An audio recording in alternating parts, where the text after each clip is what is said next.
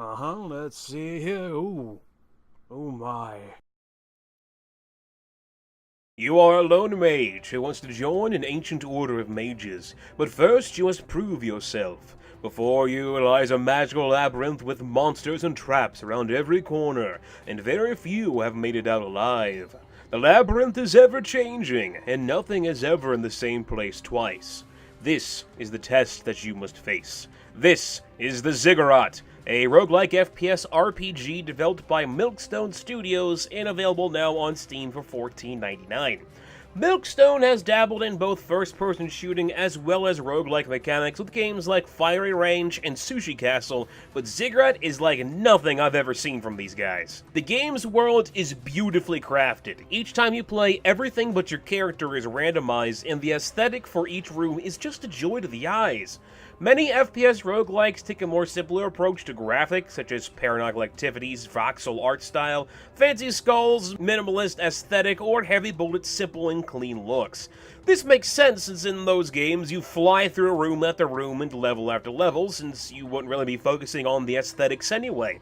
Ziggurat plays just about as fast as some of the previously mentioned titles, and yet the devs really took their time with this aesthetics, and it's something I gotta congratulate them for. Unfortunately though, even though the game looks great, the rooms' design really aren't that great. Pretty much every room in Ziggurat is a large open square. You'll run across a couple rooms that are more maze-like, and a decent number of them have some variety in height, but a lot of the rooms where you fight the monsters just feel very samey. Movement is a big part of the game, so that you can dodge around attacks while you sling spells at any monsters that may be in the area. So open room design can work well with this. Even so, it would have been nice to see a bit more variety. A game like Tower of Guns comes to mind, as its rooms always have something different happening in them, while Ziggurat's rooms very much feel kind of flat. Enough about all that visual crap though, let's move on to something a little bit more important, like shooting. Ziggurat is a first-person shooter, or first-person major, or first-person magicer. I digress. Instead of throwing bullets at your enemies, you throw different kinds of spells. All of your spells result in the death of whatever they hit, so you can't turn your enemies to stone, or into cats, or something like that. There are 4 weapon types in the game: your basic wand that'll recharge on its own, spell books that will work best close up, staves which work well at a distance, and finally alchemy-based weapons such as a cannon and bombs. Each weapon type, besides the wand of course, has its own mana pool that it draws its power from. These pools can be easily filled by picking up crystals dropped by your most recent killings, but it's kind of annoying that you get drops for all weapon types, even if you don't have them yet. At the start of each game, you only start with your wand, and in the first room of each floor you're given a new weapon to use. This weapon of course is randomized, so it could be anything at any time. But it does include the first floor, so as soon as you start a new game and spawn in the first room, you can grab whatever weapon's in there. This is a good thing since it gives you options right off the bat, but you still get drops for any of the 3 mana pools, such as if your first weapon is a spell book, you may not get crystal drops to fill that spell pool mana. Instead, you might get crystals for staves or alchemy, even though you don't even have them. Ziggurat does do something to try to make the mana useful even if you don't have a weapon type to use it. There are many different kinds of rooms in the Ziggurat. You have your basic enemy rooms that are filled to the brim with stuff that wants to kill you, trap rooms, treasure rooms, mystery box rooms, scroll rooms, obelisk rooms, and even secret rooms to find. Most of these are pretty self-explanatory, as trap rooms, or rooms that have traps in them. I know, it's a big surprise there. Treasure rooms have traps that you have to avoid to get the treasure. Mystery box rooms have a box that could contain just about anything from enemies to upgrades to potions. Scroll rooms have scrolls that will fill you in on the lore of the game, such as how important potatoes can be to your average mage. Obelisk rooms have obelisks in them that will constantly spawn stuff until you destroy the obelisk, and secret rooms will have some kind of random upgrade.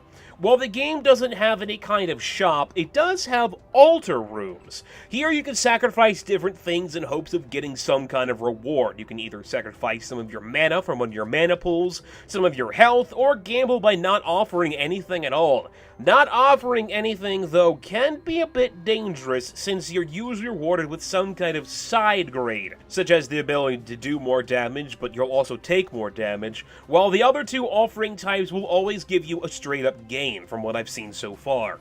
Offerings aren't the only way to become better equipped either, as the game is a RPG, very much a dungeon crawler RPG. Killing stuff nets you experience points, allowing you to level up and pick a randomly chosen reward. This could either be something like a flat-out upgrade, or give you the chance to get all new items. The interesting thing about this, though, is that you will unlock rewards as you go throughout the game. So, rewards, weapons, characters, and even usable items are all unlockable. The kind of annoying thing with the levels, though, is that experience points are a drop when you kill an enemy. Unlike other games, when you kill an enemy, that experience will automatically be added to you. In Ziggurat, you have to actually go and collect the experience along with all of the other drops, such as potions or mana crystals. This can be a bit of a bad thing, because if you're not quick enough, experience can disappear after a short period of time, just like all of the other drops. So you gotta be quick on the ball and grab as much experience as you can. Even though you can pick different characters and tailor them based on the rewards you get from upgrades, Ziggurat's biggest issue is definitely its combat. To me, it's really not all that satisfying. Many people have compared this game to titles like Heretic or Hexen, but they're really only similar in theme. To me, Ziggurat plays much more like a game like Painkiller, which in this case is actually kind of a bad thing. Both Ziggurat and Painkiller have locking rooms or areas where you had to kill a massive enemies in order to move on. But Painkiller offers more weapon variety and more interesting level design to help keep things varied. Areas in Painkiller are either small and hectic or have a lot of height variety and are built around not only shooting, but also with a high focus of movement. Ziggurat unfortunately breaks up these two things. Trap rooms are focused on movement, while enemy rooms are more focused on shooting. Even though each weapon in Ziggurat does have an alternate fire, most of these aren't that creative, and a lot of them just fire more shots than normal and taking more magic than normal than actually doing something different. This makes combat just not all that satisfying. There was only one enemy that I came across for the whole time I played the game that made me ever have to change my tactics and think about what I was doing, and I only ran into that enemy once. Runs in Ziggurat also feel a little bit short, as most rooms are kind of small and the game's only 5 levels long. There are hints that there's actually more levels to play after you beat the game, but I've yet to actually see any evidence of being able to unlock them to play them. Even with the base combat being a bit lacking, Ziggurat is still a fantastic game. While it's not my favorite roguelike FPS, I can easily say that it's really learned from its competition. With tons of things to unlock and discover, as well as 3 difficulty modes, there's more than enough reason to keep playing the game even after you've beaten it. To me, this makes it easily worth its $15 price.